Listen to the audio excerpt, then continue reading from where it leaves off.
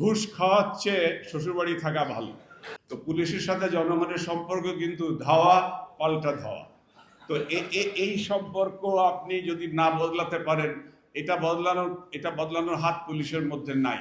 আমি আমার জীবনের একটা লম্বা সময় শ্বশুরবাড়ি কাটিয়েছি, বাধ্য হয়েছিলাম। তার কারণ আমার ইন্ডিপেন্ডেন্ট বাড়িতে থাকার মতো অবস্থা ছিল না। আমার স্ত্রী সন্তান সম্ভব ছিল এবং স্টাফে চাকরি করে ডিস্ট্রিক্ট থেকে এসে তো আমি বেশ কিছুদিন শ্বশুরবাড়ি ছিলাম। তো মন খারাপ থাকতো বোধ হয়, কারণ এই সমাজে তো এটা বাঞ্ছনীয় না। তো আমাদের খুব সিনিয়র একজন আইজি, যিনি পাকিস্তান আমলের, উনি একদিন বলে, কি এই রুদা, মন টন খারাপ নাকি? তাই কি শ্বশুরবাড়ি থাকো এই জন্যে?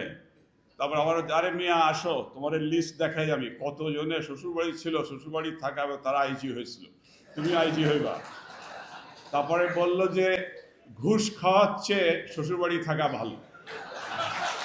তো এখন আমি এইটার উদাহরণ আর একটা বলি। এটা পরে হলো কি, খুব স্মার্ট অফিসার, সে রিটায়ার করে চলে গেছে।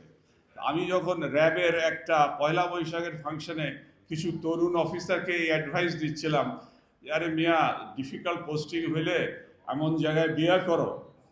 আমি ইয়াং বয়সে বলতাম যে যারা প্রেম করনি বা বিবাহিত তারা বাদে যারা বিয়ে করবা, একটু দেখে করো যে ঢাকায় শ্বশুরবাড়ি আছে, এরকম জায়গায় বিয়ে করো, so that you can stay there. তো আমাকে ওই অফিসাররা চলে যাওয়ার পরে এই অভিজ্ঞ অফিসার আমাকে বলছে, স্যার এই অ্যাডভাইস এখন আর দরকার নাই। বলে কেন? বলে স্যার এখন 3-4 বছরেই বাড়ি বানায় ফেলে। তো এই যে অবস্থা, এইটার থেকে বেরিয়ে আসতে হবে। শুধু চাইলে হবে না, যখন আমি ওই অবস্থা ক্রিয়েট করতে পারবো, সমাজের ভিতরের থেকেই দাবি আসবে যে we want a good police force and efficient police force. আমি বললে ওই ঘোষ নিজের দই বা ঘোল ভালো বলবে, কিন্তু লোকের এর দাবি, এটার পিছনে সমর্থন আসবে না। সমর্থন আসবে তখন যখন আমি কাজ করে দেখাতে পারবো। তো কাজ করে দেখানোর এই জিনিসগুলো আছে আর কি, যে আমাকে এই দুর্নীতির যে পরিমাণ, কি হিউজ দুর্নীতি হয়েছে, এবং দুর্নীতি এখন যে হচ্ছে না এই গ্যারান্টি নাই, কিন্তু আমি খোলাখুলি বলতে চাই না, জানা যায়। তো এইটার থেকে আমাদেরকে বেরিয়ে আসতে হবে। আর পলিটিশিয়ানদের জন্য তো আমি আমার লাস্ট কথাটা হচ্ছে, আমরা স্কুলে একটা কবিতা পড়েছিলাম,